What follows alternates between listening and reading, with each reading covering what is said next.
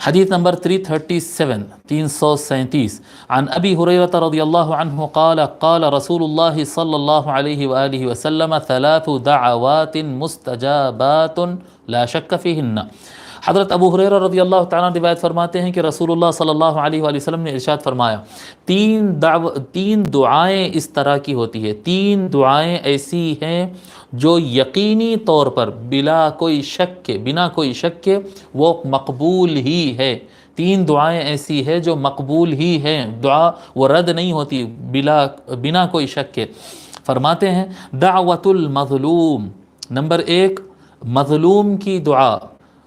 جو آدمی کے اوپر ظلم ہوا، جب وہ ہاتھ اٹھا کر اللہ تعالیٰ سے کچھ مانگتا ہے تو وہ دعا رد نہیں ہوتی۔ وَدَعْوَةُ الْمُسَافِرِ، مسافر کی دعا، کہ مسافر جب حالت سفر میں دعا کرتا ہے تو دعا رد نہیں ہوتی۔ وَدَعْوَةُ الْوَالِدِ عَلَى وَلَدِهِ، اور ماں باپ کی دعا، ماں باپ کی بد دعا جو اپنی اولاد پہ کرے۔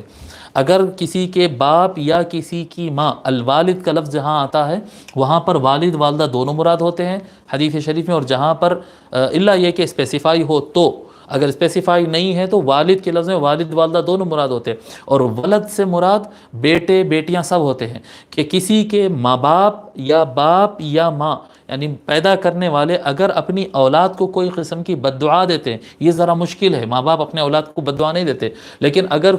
کسی وجہ سے اگر وہ بد دعا دیں، جی اللہ ان کو ہلاک کرے یا اللہ ان کو ذلیل کرے یا اللہ ان کو، بہرحال کوئی سخت الفاظ، خدا ہم کو محفوظ رکھے اس سے، اگر ماں باپ کسی اولاد کو اگر بد دعا دیتے ہیں تو یہ رد نہیں ہوتی، یہ قبول ہو کر ہی رہتی ہے، یہ قبول ہو کر ہی رہتی ہے۔ اور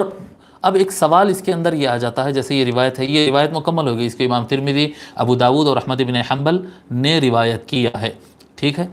اب سوال ایک پیدا ہوتا ہے کہ اگر ماں باپ ظلماً کسی کو بد دعا دے رہے ہیں، جی اگر کوئی تصور کرے کہ بھئی قصور اس کا نہیں ہے لیکن ماں باپ بد دعا دے رہے ہیں، تو پہلی بات یہ ہے کہ ایسی نوبت آنے ہی نہیں دینا، جہاں تک ہو سکے والدین کو راضی کرنے کے لیے پوری ایڑی چوٹی کا زور لگا دینا، جو کچھ ہو سکتا وہ کر دینا ماں باپ کو راضی رکھنے کے لیے، نمبر 1۔ اگر اس کے باوجود اگر کسی کے والدین اس کے ساتھ سختی کرتے ہیں تو اس پر صبر کرنا چاہیے، اور اگر اس کے باوجود کسی کے والدین کسی پر بد دعا کرتے ہیں تو وہ دعا میں نہیں شمار ہوگا، وہ ظلم ہو جائے گا،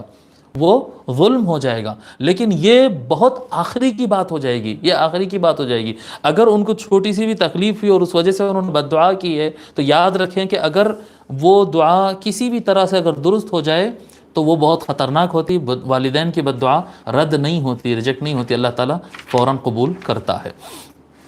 فصل فی الدعاء بعد الصلوات المکتوبہ، فرض نمازوں کے بعد دعا کرنے کا یہ بیان ہے۔